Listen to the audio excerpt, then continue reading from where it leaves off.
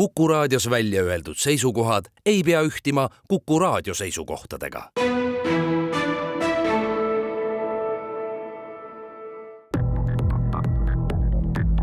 Krimiraadio.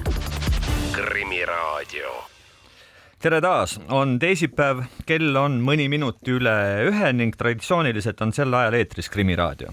Stuudios on ajakirjanikud Raul Ranne ja Karel Reisenbuk, meiega on ka ekspert Andres Anvelt, endine tipp-politseinik, poliitik ja kirjamees, aga tänapäeval rakendab oma teadmisi eraäris ja ka meie saates.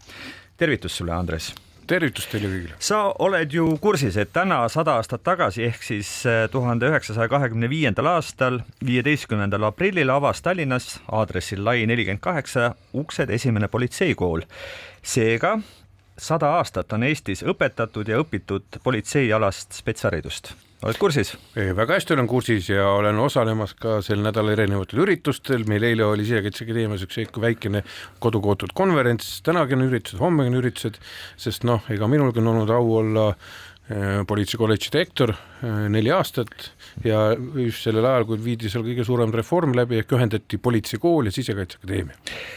No, paslik oleks siis küsida, et nüüd selle 100 aasta jooksul on Eestis politseialast spetsharidust antud. Kuidas sulle tundub, milline on tänapäev? Kas me Sisekaitseakadeemias näiteks antakse kvaliteetset tänapäevast politseiharidust? Jaa, ma olen sellest täielikult kindel, sellepärast, et kui me 10 aastat tagasi tegime suure politseihariduse reformi, mis mõte oligi, et politseinikud sisuliselt poole oma hariduskäigust on praktikal tööl. Nii et ei oleks niimoodi, et kui ta lõpetab kooli ära, tuleb sinna politsei osakonda, siis vaatab nagu vasikas aiaauka, eks ju, et ikka teaks, milliseid toiminguid ta peab tegema hakkama. Nii et ma arvan, et Eesti politsei on siin regioonis vähemalt hariduse parimal tasemel. Hea teada. Kui nüüd tänase Krimiraadio teemadest rääkida, siis mainime kohe ära, et Pihlakodu hooldekodus toimunud õudustest, sellele järgnenud menetlusest ja palju pingeid tekitanud arusaamatust kommunikatsioonist räägime põhjalikumalt järgmises Krimiraadios. Aga tänase saate teises pooles on meil täna jutuks eutanaasia, samuti väga palju kõneainet pakkunud hämar teema, kus halvimal juhul kohtab ka kriminaalset tegevust ning asja aitavad meile täna selgitada Vaideni advokaadibüroost Kaisa Altroff ja Kaisa-Maria Kupart. Ent saate esimeses pooles räägime me narkokuritegevusest, täpsemalt sellest, et Läti allilmategelased ja narkomogulid on vallutamas, nagu kirjutavad ka ajalehed, Eesti narkoturgu. Kas see on nii või miks see nii on, seda olukorda aitab täna kaardistada Keskkriminaalpolitsei organiseeritud kuritegevuse büroo juht Ago Leis. Tere tulemast taas Krimiraadiosse, Ago. Aitäh kutsumast. Enne kui narkoteema juurde läheme, ma küsiksin ka sinult üle, et kuidas sulle tundub, kas meie Sisekaitseakadeemia näiteks koolitab Keskkriminaalpolitsei nõuetele vastavaid ja tasemele vastavaid politseinikke? Eks see politseiharidus on päris laiapindne haridus, aga mida ma võin oma poolt öelda, et ka mina ja ka Keskkriminaalpolitsei vastava valdkonna eksperdid käivad seal ka loengud andmas, et ikkagi oleks selline reaalne tunnetus ka, mis tänapäeval toimub tänavatel, pangaarvetel ja krüptomaailmas. Et need inimesed, kes tulevad tulevikus kriminaalpolitsisse, nad saavad juba selle tunnetuse kätte ja seal me tutvumegi. Ja eks seal ka mingid väikesed värbamisvestlused toimuvad. Et parimad poisid lähevad teile? Jah, eks talente on kõigile vaja. Ja. Aga räägime nüüd asjast. Just, Ago, kas tõesti võib Eestis viimastel aastatel hüppeliselt kerkinud üledosisurmade põhjusena näha näiteks Läti päritolu narkoärikaid, kes kuidagi jõuliselt siinset turgu on haukama hakanud? Et kui vaadata nüüd siis seda surmade statistikat, siis et 50%-le surmade puhul, narkosurmade puhul ikkagi leitakse ka organismist kas siis nitaseenide või teiste sünteetiliste opioidide tarvitamise jälgi. Et jah, siin võib öelda, et tegelikult võrreldes paari aasta tagusega on surmad uuesti mitmekordistunud. No, narkosurmade arv on Eestis viimastel aastatel võrreldes nüüd näiteks 5 aasta taguse ajaga mitmekordistunud. Ja järjest kindlamalt ütlevad teadjad, et põhjuseks on Lätis saabuv kaup. Kas on nii, et nitaseenide turgu, millest sa ka rääkisid, kontrollivad meil siiski lätlased? ütleme, turgu Eestis ei kontrolli, aga saadetis ja neid pakkumisi kindlasti Läti poolt on väga palju ja just see pakkumise ja nõudluse suhe, nad kasutavad seda väga oskuslikult ära, see tähendab, et see hind, mida Eesti orgkuritegevus on nõus maksma selle eest, on neile väga kasumlik ja teiselt poolt on ka see nõudlus olemas, et kahjuks ei ole inimesed võõrdunud rasketest narkootikumidest ja ei ole toimunud seda rehabilitatsioon, ei ole nii edukas olnud, et ikkagi on tuhandeid inimesi, kes vajavad seda doosi või paari doosi. Ja kui kohalikud diilerid neid ei varusta, siis ollakse valmis minema Lätti või valmis ostma mingisugustelt Läti päritolu Aleksandritelt ja ei no see diilerite tasemel päris ei käi, et siin on ikkagi need vahendajad vahel nii mõlemas riigis, et ikkagi diiler saab oma doosi põhimõtteliselt tänavalt või teatud kohast kätte. Andres, kuidas sinule nagu kajavad sõnad Läti päritolu narkotegijad Eesti turul, et kas see on selline vana teema või siiski pigem viimase aja teema? See on ikkagi pigem viimase aja teema, et kui me läheme aastates natukene tagasi, siis Läti kaudu on liikunud muidugi autodes ja nii edasi, näiteks siin mingid kanepilaadsed ained või siis ütleme amfetamiinid, mis on liikunud siit Eesti või Eestist läbi Soome, me oleme naaberriigid ikkagi, aga sellist massilist mürgi siia toomist või ütleme tootmist Eesti turule ma ei mäleta, kuigi Eesti jaoks on see kurvalt jällegi natukene üle 10 aasta see narkosurmade arv, kus me oleme maailma tipus elanikkonna kohta ja see on kurb, aga selle põhjuseks võib alati kindlasti üheks põhjuseks tuua see, et need karmid sünteetilised narkoained, eks ju, nad on minemas aina tugevamaks ja need, kes vanad fentanüütarbijad võtavad seda nitaseent, siis see kogused on jällegi niimoodi, et ta võtab oma arust seda fentanüüli-doosi, aga ta on tappev, sest ta on 10, kui mitte 100 kordi võimsam. Nendest nitaseenidest rääkides, siis eelkõige nende levitamisest Eestis, siis kas me räägime siin mingisugusest ühest mõjukast organiseeritud kuritegelikust jõust või on neid ikkagi mitmeid, kes siin kuidagi kanda proovivad kinnitada? Ütleme, me oleme analüüsinud, et siin võiks olla 10 tegijat, kes siin on valmis vastu võtma neid suuremaid kogused saadetisi Läti poolt. Aga Läti poolel? Läti pool on ka teatud arv, meil on mingi teatud aimdus või oletus, palju neid on, aga seda saab ainult välja selgitada koostöös Läti õiguskaitseasutustega, et kahjuks me ei tohi Läti territooriumil ise toimingut teostada ega teavet ka koguda. Aga Läti pool jäi info, ütleme nii, mida nad peegeldavad, et näiteks nitaseenid, mis on väga spetsiifiline ja väga selline eriline aine, mille tarvitajaid ei ole palju, aga nad on seda kindlamad selle aine küljes kinni. Et kas seal seda kogu seda äri ikkagi juhib mingisugune üks mogul, mingi üks selline tegelane? Meil on mingi teadmine olemas, omad hüpoteesid, kindlasti ei ole see ainult ühe inimese käes, aga mingid liinid joonistuvad välja, ütleme niimoodi, ja mitte ainult ma siin võib-olla nitaseenid, aga ega see viimasel ajal see alfa BBP ka on tegelikult sealt poolt tulemas ja ka Skandinaavias juba olemas. Et kui võtta ajalooliselt, kui kunagi rääkisime, et leedukatest kui number 1 orgkuritegevus Baltikumis, siis tegelikult Läti ja Riia linn on kriminaalne keskus number 1 Baltikumis. Sealt võid sa kõike saada, alates palgavõrmast, relvast kuni kõikide sünteetilist aineteni ja raha ülekanneteni, ebaseaduslike raha ülekanneteni. Ma pean siis küsima, et aastaid on räägitud, et kui Leedu ja ka Eesti organiseeritud kuritegevus toimetasid justkui omaette, siis Läti puhul oli alati nagu selgelt näha mingisugune side Vene allilmaga või Vene organiseeritud kuritegevuse tegijatega. Kuivõrd see täna nii on, et kas Läti kurjategijad on otsapidi seotud jätkuvalt Venemaa mingisuguse põrandaaluse maailmaga? Jah, et seal ajalooliselt või isegi praegu sealt käivad läbi ka teatud selline kriminaalelement nagu seaduslikud vargad ikkagi, mida Leedus ja Eestis ei ole kunagi eksisteerinud. Ikkagi nüüd vahepeal juhtuvad ka Lätti. Eestisse nad teretulnud ei ole, neid on 2 tulnud ja mõlemad on saadetud kohe riigist välja. Head aega.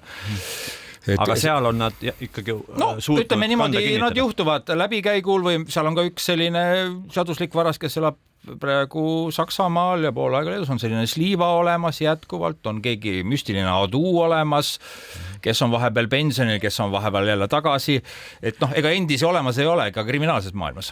Mul on hea meel, et Eesti Keskkriminaalpolitseil on nii hea pilt ikkagi ees, mida ja kus sellised tüübid tegutsevad. Aga teeme siin ühe väikese pausi ja siis oleme peagi tagasi.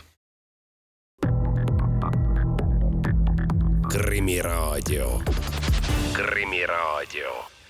Krimiraadio jätkub, stuudios ajakirjanikud Raul Ranne ja Karel Reisenbuk. Meiega on samuti meie hea ekspert Andres Anvelt ning Keskkriminaalpolitsei organiseeritud kuritegude büroo juht Ago Leis ja me räägime Läti narkokurjategijate tegevusest ja mõjust Eestis. Enne pausi jõudis jutt kuidagi omamoodi Lätis resideeruvate Vene sidemetega allilma tegelasteni, nimedega Sliva ja Adu. Andres, kas need on sulle ka tuttavad nimed? No pea ei ole prügikast ja kõiki peas ei hoia, aga seda ma julgen küll öelda, et ka sellel ajal, kui mina töötasin, Ago ka töötas siis muidugi Keskkriminaalpolitseis, siis oli Läti allilm oli tunduvalt teistsugune, et Vene seadusliku vargad, nende traditsioonide järgi seadusliku vargad, küll olid seal tšetšeenid, küll olid grusiinlased, on seal alati ruulinud ja jätnud sellise poolsaare Eesti ja Leedu vahele. Leedus on oma kuritegelik maailm täitsa teistsugune, Eestis on kolmandat moodi, aga siin on oluline ka arvestada seda, et kui see klassikaline organiseeritud kuritegevus vargad seaduses ka midagi selles narkoturu teevad, nad proovivad seda rohkem maksustada ja mingit katust teha seal, sest see moodne sünteetiline narkoturg nii meil kui teise pool lompi, kus Trump sellega võitleb, eks ju, on suured tollid teinud. Kas võitleb või ütleb? No või ütleb, mis iganes ütleb võidagi. See näitab seda tegelikult, see on täitsa teistmoodi maailm. Ta on palju kõrgtehnoloogilisem omavahel suhtlemisel, kõik see tootmine ja kõik need muud asjad, need on välja tulnud sellisest klassikalist organiseeritud kuritegevuse mudelist. Mehhiko kartellid on sealt teemale jäänud. Nii et siin tuleb nii Eesti politseil kui ma arvan ka Euroopa maailmapolitseil väga palju vaeva näha, et sellega natukene rinda osata pista. Ehk siis sel Slival ja Adul pole nii otsest seost, ütleme, Eestis levivate sünteetiliste narkootikumidega, mida vahendavad siia siis Läti narkoärikad. On jah, see nii? See on nii, aga tegelikult lihtsalt kui see Läti juba jutuks tuli, lihtsalt öelda, et seal on natukene olukord meiega võrreldes erinev, et kui meil on üle 10 kuritegiku ühenduse ja liiri kohtu all ja süüdimõistjad istuvad vangimajas, siis Lätis paraku kõik see veel nii ei ole. See on ees veel, ma loodan kõik neil. Me kõik loodame, jah. Aga 10 aastat tagasi, kui meil siin turul tegi ikkagi kõva laastamistööd see samane juba mainitud fentanüül, see sünteetiline opioid ja narkosurmade tase oli taas siis enneolematutesse kõrgustesse jõudnud, siis Keskkriminaalpolitsei ikkagi võttis need fentanüülärikad siin jõuliselt ette, sisuliselt lõi ikkagi korra majja. No skeptikud on öelnud, et just nii avatigi see turg nüüd lätlastele ja nendele nitasenidele. Mida te sellest mõttekäigust arvate? Politsei ei saa niimoodi mõelda, politsei peab tegelema selle probleemiga, mis on ja tegema siis ka mingid riskihinnangud tulevikuks, et mis järgmise tuleb, aga alati on ju nii, et on paremaid aegu, on halvemaid aegu ja ega see on igal pool maailmas. Aga sellega tuleb jätkuvalt tegeleda ja eks vahepeal me tegelesime ka teiste ainetega ja siis avastasime, et jälle narkosurmad tõusevad ja jälle on uued ained tulnud Eestisse või tänavatele ja ega me üldse vaatame, et siin Ameerika DIA hinnangutel ju iga aasta tuleb sellele mustale turule, kriminaalse turule, kus siis 100 kuni 200, paarsada uut sünteetilist opioidi või selle sarnast ainet, siis tegelikult see ainete tulv on pidev ja tegelikult mis on probleem, et meil on olemas siis narkootiliste psühhotroopsete ainete nimekiri, siis mis on need keelatud ained, siis mida käidelda ei tohi, tsiviilkäibes ütleme, ainult võib-olla ravi eesmärkidel. Aga probleem on selles, et me lisame neid uusi ained, mis tulevad Eesti turule nimekirja, aga teatud kahju on juba tekkinud, osad inimesed juba surnud. See on väga hea näide, on Soome meedias paar kuud tagasi kirjutati, kus telliti Euroopast ka ühte sellist sünteetilist opioidi, 3 inimest said üledoosi ja surid. Keegi teenis selle pealt raha, keegi teenis kasu, aga tegelikult neid kriminaalvastutusel võtta ei saa, kui nad ei ole nimekirja lisatud, siis nad ei ole keelatud ained. Kahjuks meil õigusloome ja see ainete nimekirja lisamine käib tagant järgi. Me oleme ikka kuritegevust oleme teatud kohtadest me käime järgi. tegeleme tagajärgedega, võiks tegeleda rohkem sellise ettevaatava tegevusega. Aga sellest, et te ikkagi tegelete ja hästi tegelete, võib lugeda näiteks viimatisest Eesti Ekspressist, kus on sisutihe lugu ühest või lausa paarist teie agendist, keda on siis õnnestunud sinna Lätti organiseeritud kuritegevuse ehk siis nende samade narkokullerite maailma inkrimineerida. Öeldakse nii või? Ei öelda. Infiltreerida pigem. Jah, kus see tuli. Aga ühesõnaga nende hulka saata ja sealt siis ka infot saada, kui niivõrd kuivõrd ehk saate rääkida, kuidas see protsess käib ja mis selle kaudu on õnnestunud teada saada, mismoodi see töö või see tegevus üle piiri käib meil? Kuidas nüüd öelda, et tegelikult ju Keskkriminaalpolitsei igapäevane põhiülesanne on koguda teavet, analüüsida seda ja siis tegeleda siis nende kõige prioriteetsemate valdkondadega, valupunktidega või siis nende isikute või gruppidega, kes seda valu meile põhjustab riigile ja rahvale. Ja tegelikult üks ongi just see valdkond, millega me praegu aktiivselt tegeleme koostöös Lätiga, see sünteetilised opioidid, et jõuda ikkagi nende inimesteni, kes tegelikult seal taga on. Kuidas see kõik täpselt käib? Ma võin öelda, et me kasutame kõiki seadusest tulenevad võimalusi, kõiki jälitustoiminguid, kombineerime neid omavahel. Ja jah, need paar lugu, mis nüüd on avaldatud, et tegelikult see nagu avab seda natuke maailma, et see on natuke teine, mis oli Juri Vorobei, Vennad Kärbergid 2007-2008, see on nüüd teistmoodi. Et seda me enam siseriiklikult ei lahenda, siin on vaja rahvusvahelist head koostööd ja ma isegi arvan, et siin vist ei piirdu koostöö ainult Läti ametivõimudega, vaid sest ega siis need lähteained jõuavad ka sinna riiki.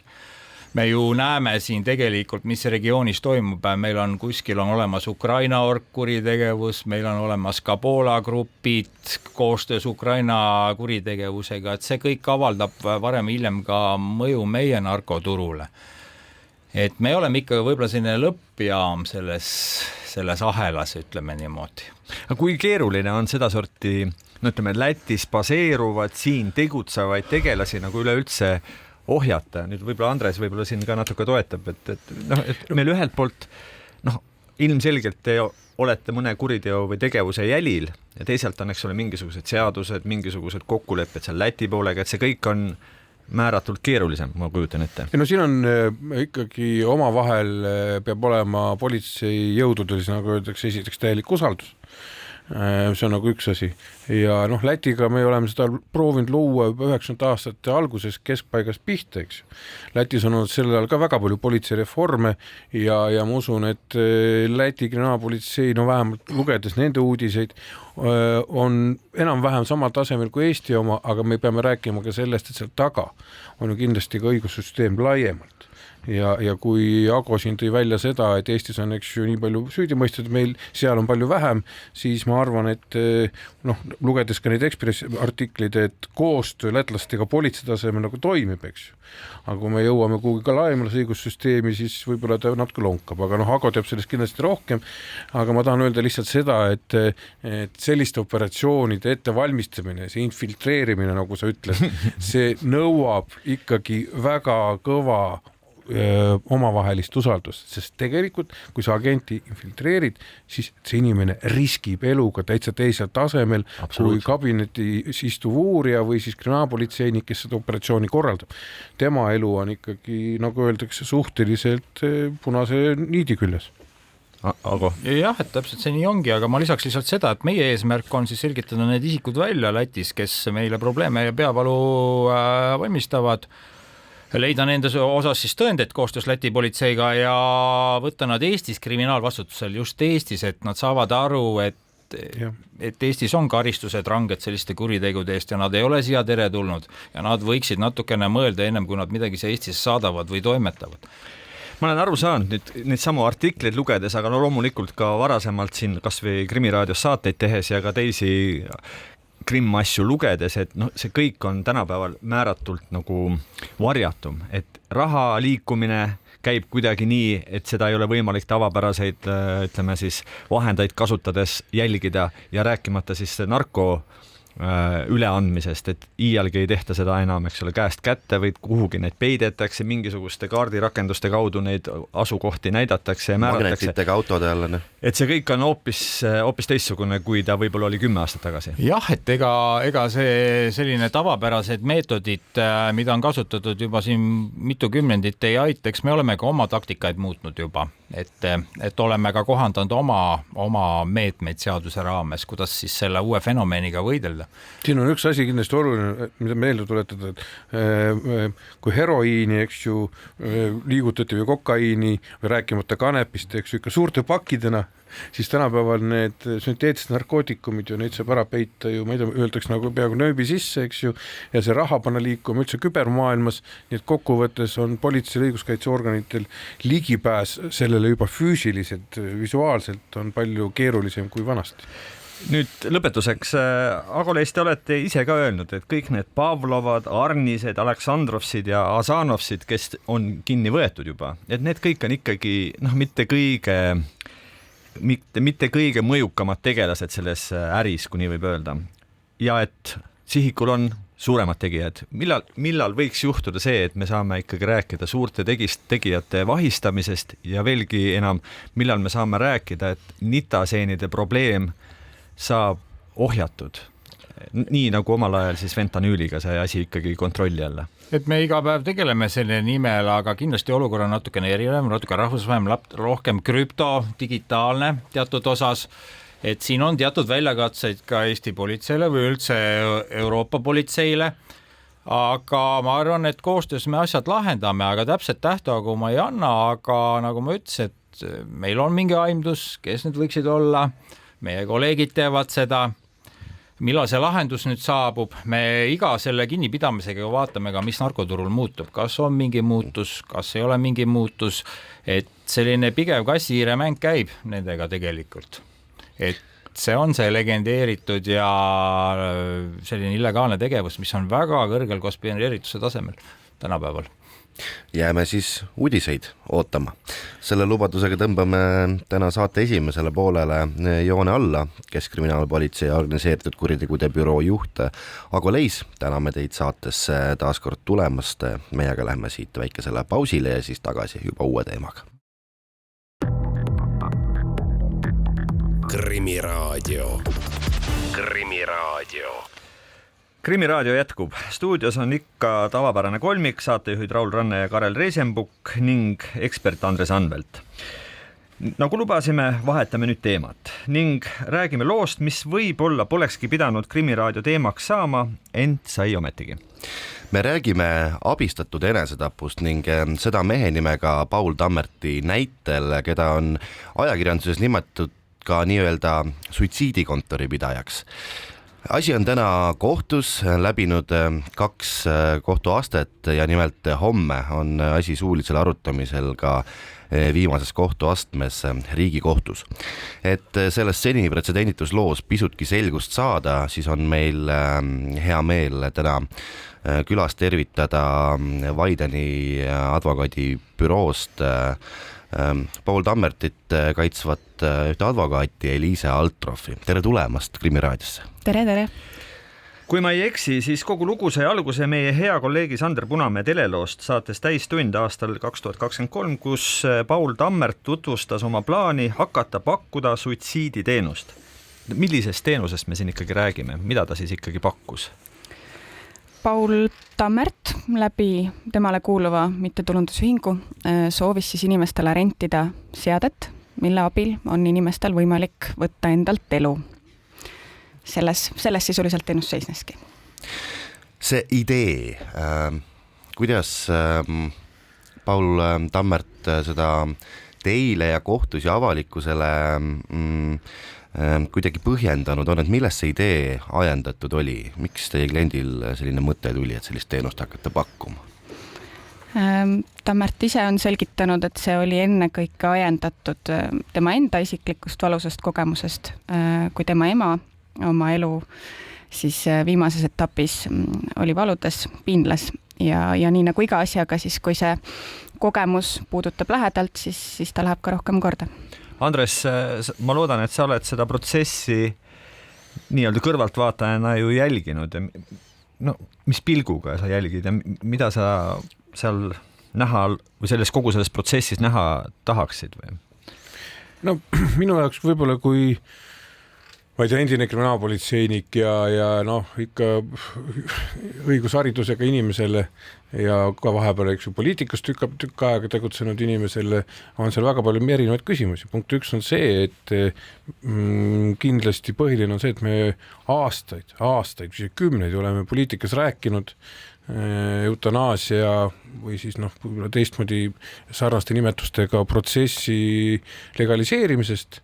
Me ei ole sinna kuhugi jõudnud siiamaani. Miks? Väga lihtsalt põhjusel, sest poliitikud kardavad seda teemat, seda kardetakse võtta erinevatesse parteiprogrammidesse, koalitsiooniprogrammidesse, kuigi tegelikult see on eluline teema, nii et ma ütlen ausalt, et mispärast mina tahan seal näha väga selget ja mulle sellepärast tänase selle nii-öelda päevakanglis, kelle homme on siis kohtuotsus, tegevus kindlasti kuidagi istu, ükskõik mis põhjustel ta on ajendatud, aga ma tahan öelda, et see suurem põhjus on see, et tegelikult me ei ole loonud selle raamistiku, me ei ole loonud sellele, nagu öeldakse, sellist legaalset külge, kuidas inimene saab oma soovitahtega siit ilmast lahkuda, kui tõesti need piinad on kõrgemad. Ja ongi tulemus käes, et tegelikult varem Villem oleks selline illegaalne teenus turule tulnud ja nüüd ta siin on. Endise poliitikuna julged sa ehk öelda, miks siis poliitikud kardavad tegeleda eluks vajalike või elukorralduse vajalike seadustega või seadusloomega? Väga lihtsalt põhjusel, sellepärast, et kui sellel ei ole ühiskonnas väga selget ühesuunalist poolehoidu, sellele on olemas teatud hulk nii poliitilisi kui ka ühiskondlikke vastuseid, siis iga poliitik alati mõtleb selle peale, et kuidas sa hästi üle katta võimalikult palju valijate numbreid või valijate erinevaid kihte. Aga tulemus on see, et sa ei saa kõigile meeldida ja sellepärast hoitakse ennast eemal nendel teemadest, mis võivad mõjutada valimisprotsessis negatiivselt. Nii lihtne see ongi, eriti väikses Eestis. Ma pean siin täpsustama, et antud juhul vist on tegu siiski elust lahkumiseks vajalike seadustega. Ja ei, seda küll, jah. Elust lahkumiseks vajalike seadustega ma olen nõus sellega, aga see on minu meelest ongi see küsimus, et kardetakse võtta endale seda vastutust, et me nüüd oleme seadustanud elust lahkumise tahteavaldus. Aga tuleme selle Paul Tammerti juhtumi juurde tagasi ja tegelikult me vist peame natukene käima üle need terminid, et siin Paul Tammerti puhul me ju tegelikult hetkel ei räägi eutanaasiast, et Paul Tammert ise oleks kellelegi soovinud nii-öelda käe külge panna, me räägime abistatud enesetapust. Kas ma saan õigesti aru, et nii-öelda enesetapule kaasaitamine, kui võimaldada mingisuguseid vahendeid selleks, siis ei ole tegelikult seadusjärgi kuritegu? Täpselt nii. Ja see tuleneb väga lihtsast põhimõttest, et kaasaaitamine saab olla kriminaliseeritud juhul, kui põhitegu ise on kuritegu. Ja praegusel juhul põhitegu on iseendalt elu võtmine, mis ei ole kuritegu. Ikkagi ma pean üle küsima, võimalik, et ma olen vähe informeeritud, kuidas tema puhul see teenuse pakkumine käis. Ma ei tea, see ei saa ju olla lehekuulutus või mingisugune lihtsalt koduleht, et see peab olema mingisugune teistsugune, palju intiimsem, palju teistsugusem suhe. Jah, see, kuidas Paul jõudis selle teenuse reaalse osutamiseni, toimiski nii, et ta pöördus avalikkuse poole, nagu te ennist ise ka viitasite, ta esines Täistunni saates ja pärast seda pöördusid ise tema poole väga paljud inimesed, et pärast seda saadet ei olnudki sellist olukorda, kus Paul oleks pidanud tegema aktiivset reklaami, vaid see nõudlus jõudis iseenesest. Sest nagu me teame, on päris palju inimesi, kes on lootusetult haiged ja kes tänapäeval või tänasel päeval siis ikkagi võtavad ette näiteks Šveitsi spetsiaalkliinikutesse, kus siis kogu selle toimingu ära teevad, selle asemel, et siis teha seda siin, kuna siin ei ole võimalik. Nii see seis on. Täpselt nii. Ja ehkki enesetapule kaasa aitamine seadusjärgi meil kuritegu ei ole, oli ometigi 5 kuud hiljem mehel kaelas kriminaalsüüdistus. Millest seda täpselt süüdistati?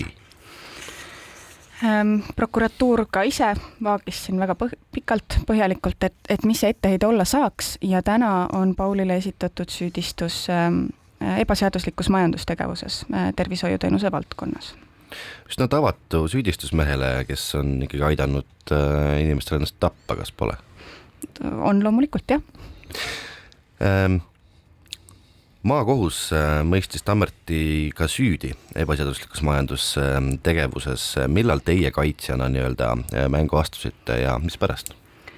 Mina ja minu kolleeg Kaisa-Maria Kupart, kellega koos me seda asja ajame, võib-olla nägimegi kõige suuremat probleemi lihtsalt selles, et isiku karistamine olukorras, kus meil on mingi valdkond reguleerimata, ei ole lihtsalt õiglane. Aga Andres, kas me siin saame ikkagi rääkida üksnes ebaseaduslikust majandustegevusest? See on ju midagi muud. See praegu kõlab umbes nii, nagu keegi oleks avanud mingisuguse keelatud nurgakohviku ilma tegevusloata ja näed, ei tohi, aga see on ju hoopis midagi muud. Siin peaks siin olema mingisugused teistsugused reeglid ja seadused. No aga see teistmoodi reeglid ja seadused olekski sellisel juhul, kui see tegevus oleks riiklikul tasemel õieti ära reguleeritud ja selle ebaseaduslik osutamine oleks siis ütleme niimoodi kvalifitseeritud kuriteona, mis on ka igatpidi minu meelest õige, see, et kui riik osutab mingisugust meditsiiniteost, eriti seda tegu, eriti kui see on seotud inimese elu lõpuga ja kui seda reguleeritud ei ole, siis tekibki selline õiguslik tühimik. Oleks ta seaduses väga selgelt öeldud, kuidas see teenus käib ja kui keegi osutaks seda põrandal, küll oleks kvalifikatsioon siis olemas, aga sinna kaugemale me ei ole mõelnud. Kuigi ma saan sinust väga hästi aru ja kui ma esimest korda sellest kaasust kuulsin, siis Eesti Päevaleht sellest kirjutas, siis ma mäletan hästi, et ka minust tekitas see väga selliseid arusaamatuid tundeid, kuidas majandustegevus, kellegi on elu ära võetud, aga kui sa süvened sinna tegevusse, siis sa näed seda, et ta tõi ainult ju tegelikult seda aparaadi ja sisuliselt ta teadis, mida ta teeb, aga see oligi majandustegevus. Küsimus muidugi raha teenimisel, siin võib hakata vaidlema, et eks ju, kui ta oleks selle altruismis seda teenist pakkunud, aga siis oleks ta võib-olla ikka majandustegevus alla kvalifitseerinud, siin on kindlasti paremad rääkida, kas on asjaga rohkem. Aga endise politseinikuna sa saad ju aru, et näiteks politseinikuna, kuigi sa oled ka ju ministrina vastavaid valdkondi kureerinud, et kui ohtlik pinnas on see seadusetus hetkel, et kuivõrd palju võimalusi on siin nii-öelda siis sellel hallil alal mängides tegelikult sooritada reaalseid kuritegevus? Ma arvan, et näiteks reaalne kuritegu võiks siin välja kujuneda niimoodi ja võiks asi minna juba tahtliku tapmiseni, mis pärast ongi see, et näiteks kui keegi väga selgelt mõjutab inimest, keegi tahab saada, ütleme, oma lähedase korterit või maja ja inimene on haige, aga ta ei pruugi olla veel fataalselt haige. Ja ta mõjutab teda nii kaugele, et see inimene võtab selle teenuse, tellib talle, aitab veel selle kaasa, eks ju, siis me jõuame teise, eks ju, et siis võib tekkida täitsa teine dimensioon, aga see võib, eks ju, antud kaasus ei kehti, aga antud juhul, mis on see oht, et kes siis nagu öeldakse, võtab selle otsuse vastu, et see inimene on lootusetult haige ja mitte mingisuguseid ravivõimalusi tal enam ei ole, seda võib pahatahtlikult ära kasutada. Selge on see, et see Tammerti juhtum ikkagi puudutab väga tundlikke piire. Te olete viinud nüüd selle vaidluse Riigikohtusse, nagu juba mainitud, homme suulisel arutlusel see Riigikohtusse on. Milliste argumentidega te sinna Riigikohtusse läksite? Meil on 2 põhilist argumenti. Esiteks, kui me vaatame täna seda valdkonda, milles tegutsemist Tammertile ette heidetakse, see on tervishoiuteenuse valdkond.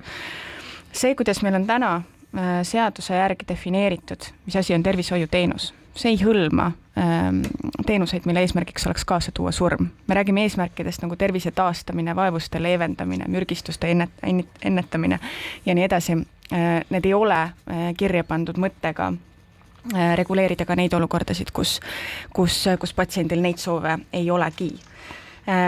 Teine oluline küsimus ongi siis sellega seoses, et meil ei ole ka eraldi loakohustust nende teenuste jaoks, mille eesmärgiks on siis kaasa tuua surm. Et mulle tundub, et praegusel juhul väita, et Paul Tammert tegutses tervishoiuteenuse valdkonnas, milleks on muu hulgas vaja siis seda luba, tegevusluba, on ikkagi normide venitamine.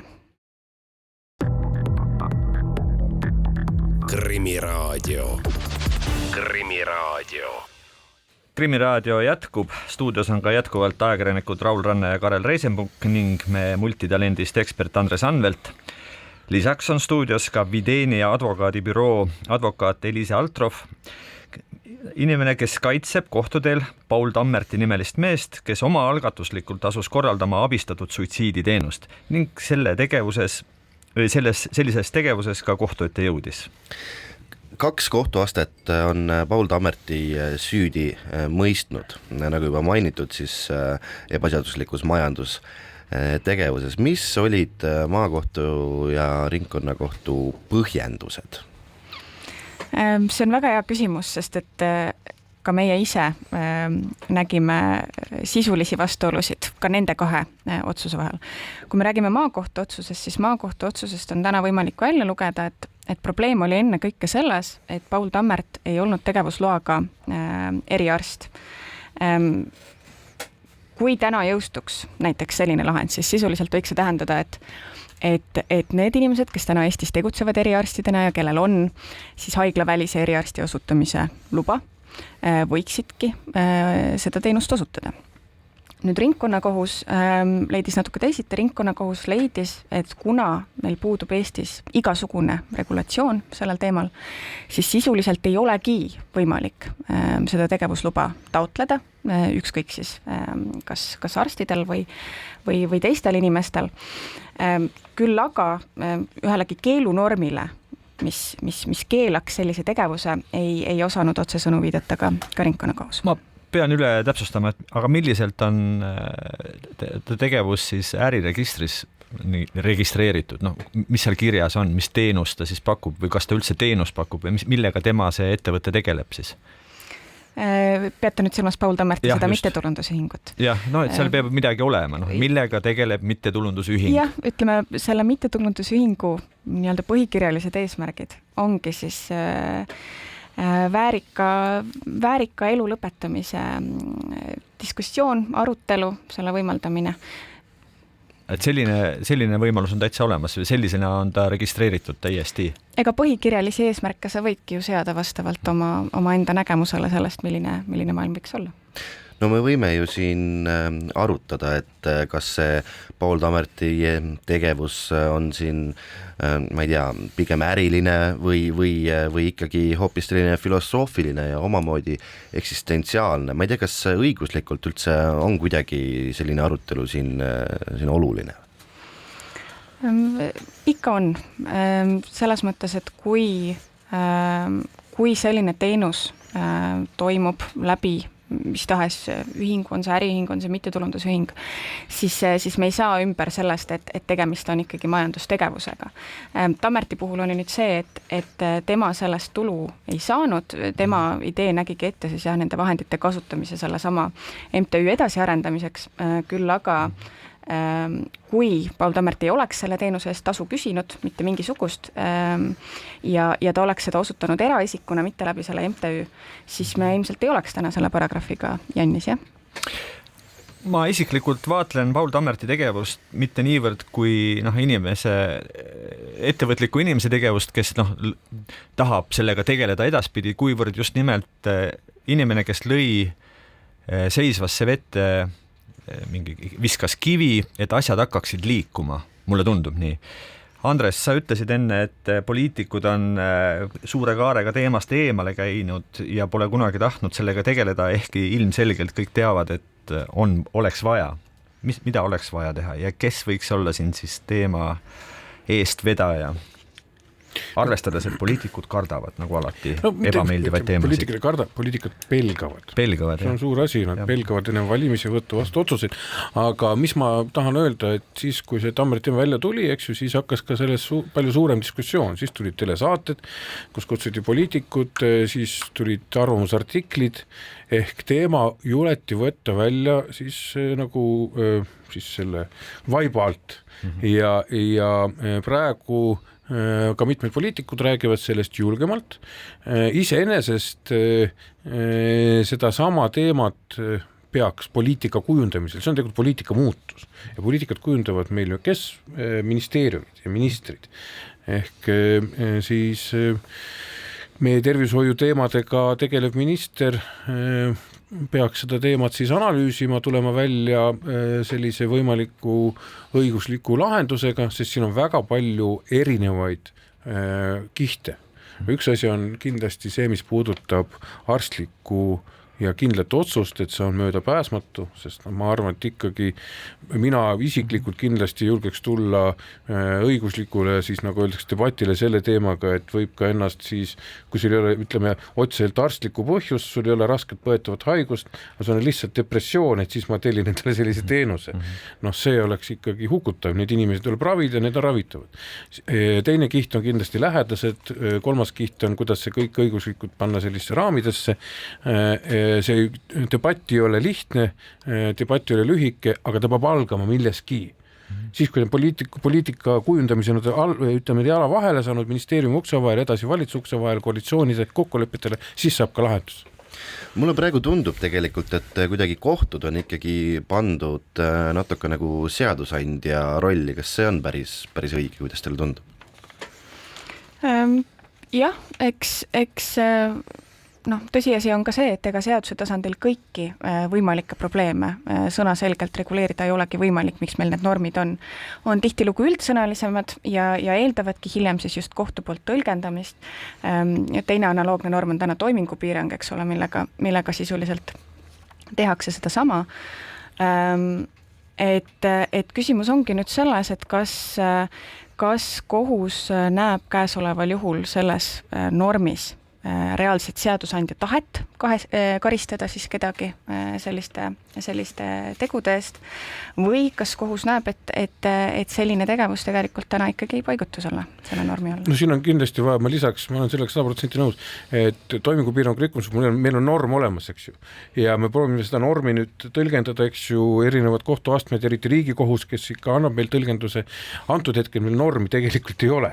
Ja siin ma olen nõus, et kohus ei saa Eesti õigussüsteemis ikka täitsa normi luua, ta saab juhtida tähelepanu, teha mingid otsused, kuigi veel kord ma rõhutan, isegi kui me võtame aluseks selle sama, milles seda ametisuks süüdistatakse, siis ma olen millegipärast 100% kindel, võib-olla see on mu selline endise poliitiku sisetunnetus, et kui me lähme vaatame omal ajal, kui tehti ebaseadusliku majandustegevuse sätteid, ja sinna pandi ebaseaduslik majandustegevus tervishoiu valdkonnas, siis kindlasti ei olnud poliitiliselt laseme debatti, et kas see siis nagu vabatahtlikult elust lahkumist sinna alla saab panna või mitte. Toimingupiirangu puhul korruptiivne tegevus kindlasti oli seadusandja arutelude, ütleme siis, aluseks.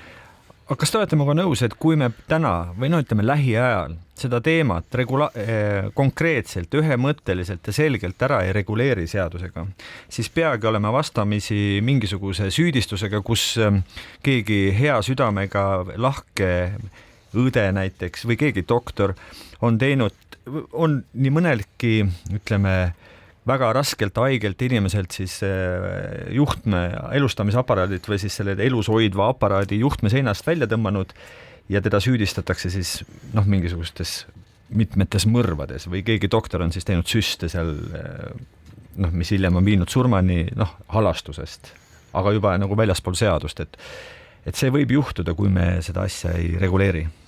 No ma ütlen kiirelt ära, need on natuke erinevad asjad muidugi antud juhul, sest siin antud kaasuse puhul ikkagi need inimesed ise tegid teadlikult seda ja me ei saa midagi teha, kui keegi ise endal tõmbab juhtmed välja isegi haiglaslamades, aga antud juhul see, mis sa räägid, see on ikkagi puhtalt teine paragrahv, see on ikkagi tapmine, kui seda reguleerimata jäetud, et mingitel tingimustel, seadusest tulevatel väga selgetel tingimustel võib seda teha vastava meditsiinivaldkonna spetsialist.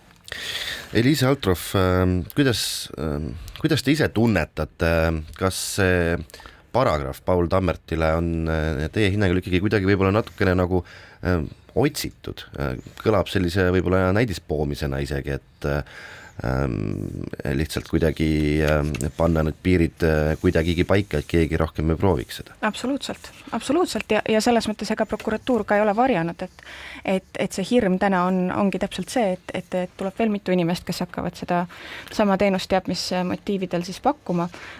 Küll aga minu meelest on ülioluline, et seadusandja meie arvates ei ole sugugi juhuslikult jätnud välja karistusseadustikust neid paragrahve, mis võiksid kriminaliseerida enesetapu abistamise. Kui me oleme ajas natuke tagasi, siis enne teist maailmasõda 1935. aasta kriminaalseadustikus oli meil täiesti eraldi paragrahv, mis oligi siis kas tapmine kannatanu palvel või enesetapmiseks vahendi kätte toimetamine või ka enesetapule kihutamine või avatlemine. Selliseid paragrahve täna ei ole karistusseadustikus ja ma arvan, et ka see on olnud valik. Aeg läheb paraku kiiresti, juttu oleks kauemaks. Elisa Altrov Videni advokaadibüroost, suitsiidiabipakkuja Paul Tammerti kaitsja, aitäh täna saatesse tulemast, sellega on tänane Krimiraadio lõppenud, täname kõiki saatekülalisi ning täname loomulikult ka kuulajaid. Stuudios olid ajakirjanikud Raul Ranne ja Karel Reisenbuk, samuti ekspert Andres Anvelt. Järgmine Krimiraadio eetris juba järgmisel teisipäeval. Kuulmiseni! Krimiraadio. Krimiraadio.